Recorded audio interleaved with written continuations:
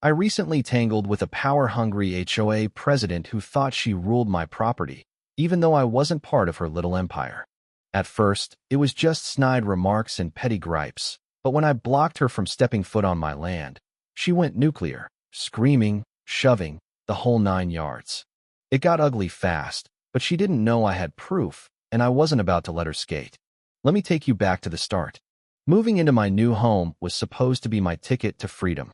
After years of cramped apartments and nosy landlords, I finally had my own slice of earth, a spacious, private house just outside the HOA's grip.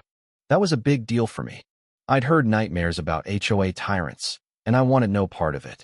But Lisa, the HOA president, had other ideas. I met Lisa while unloading boxes in my driveway. A sharp cough made me turn, and there she stood, mid-40s, dressed like she was heading to a board meeting, arms crossed, and a glare that could melt steel. "Welcome to the neighborhood," she said, her voice colder than a winter storm. "I'm Lisa, head of the HOA. I shook her hand, keeping it civil, but before I could say my name, she launched into her spiel.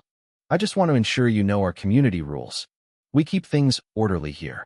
I raised an eyebrow. "I'm not in the HOA. My property's outside your zone." Her eyes narrowed, just a flicker, but I caught it. "Well," she said, her tone dripping with fake sweetness, "even if you're not technically in the HOA, it's about being a good neighbor. Most folks follow our guidelines to keep things nice."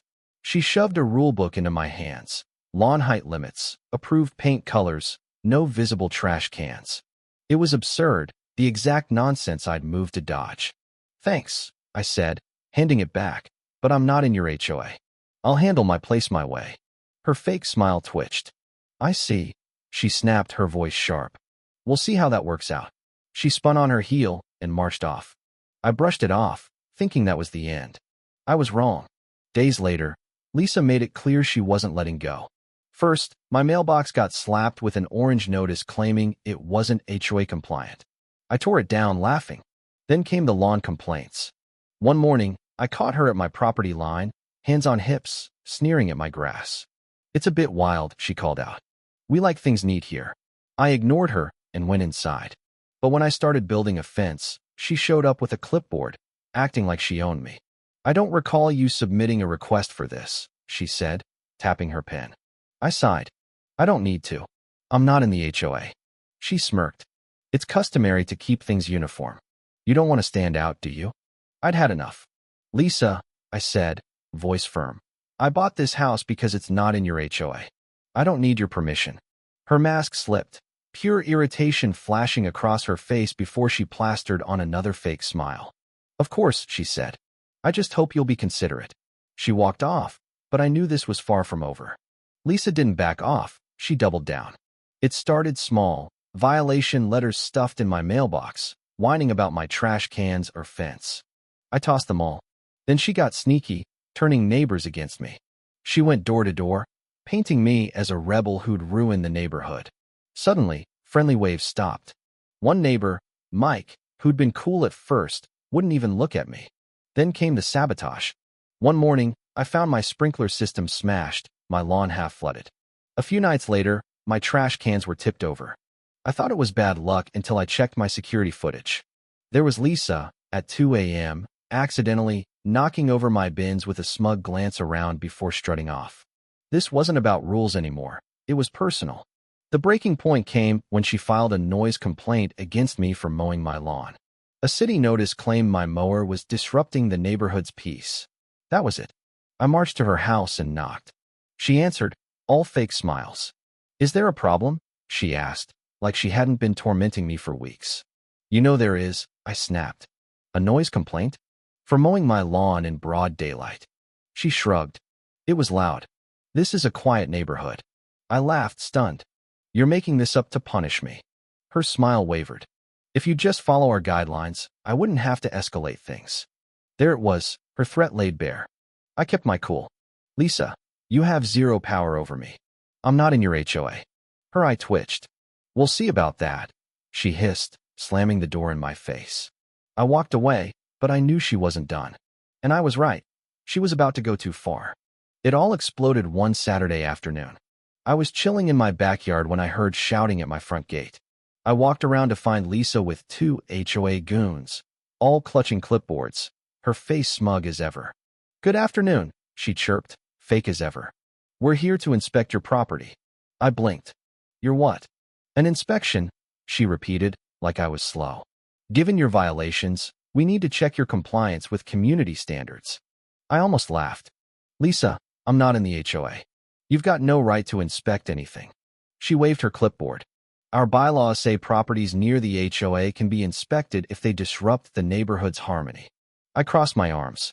"So you made that up?" "I'm not opening my gate." Her smile cracked. "Excuse me." "No," I said. "Get off my property." Her face twisted with rage. "This isn't up for debate," she screamed, stepping closer. "You're required to comply." "Stay on your side of the fence," I shot back. "Problem solved." That's when she snapped. Eyes blazing, she lunged forward, shoving me hard in the chest. It wasn't a knockout blow, but I stumbled, shocked. One of her goons gasped. "Lisa, he's being unreasonable," she shrieked, trying to push past me. I blocked her. "That's assault, Lisa." She scoffed, tossing her hair. "Don't be dramatic. I barely touched you." "And yet," I said, pointing to my security camera's blinking red light, "I have it on tape." Her face went pale. She stammered, You can't." "I can," I said, pulling out my phone. "And I will." Her goons backed away, muttering they didn't sign up for this. I dialed 911. "You just assaulted me, and I'm pressing charges." Lisa's panic was instant. "Wait, we can work this out," she pleaded, her voice shaking. "I didn't mean to." "Tell it to the cops," I said, and her world came crashing down. As I finished the call, Lisa's smug facade vanished. "This is just a misunderstanding," she begged, but her goons were already distancing themselves. The dispatcher confirmed an officer was coming, and Lisa's desperation hit fever pitch. "You're ruining my life," she screamed. "You think the cops will believe you?" I smirked. "I've got video." "What do you have?" She had nothing. When the police arrived, I showed the officer the footage. His face hardened as he watched Lisa shove me. "Ma'am," he said, "that's assault." "It was just a push," she wailed. He was being difficult. The officer wasn't having it. I confirmed I wanted to press charges, and Lisa's bravado crumbled. "You can't," she gasped, but the officer cuffed her, ending her reign of terror right there. Even after her arrest, I knew Lisa wouldn't fade quietly. She was out on bail within hours, no doubt scheming to save her throne.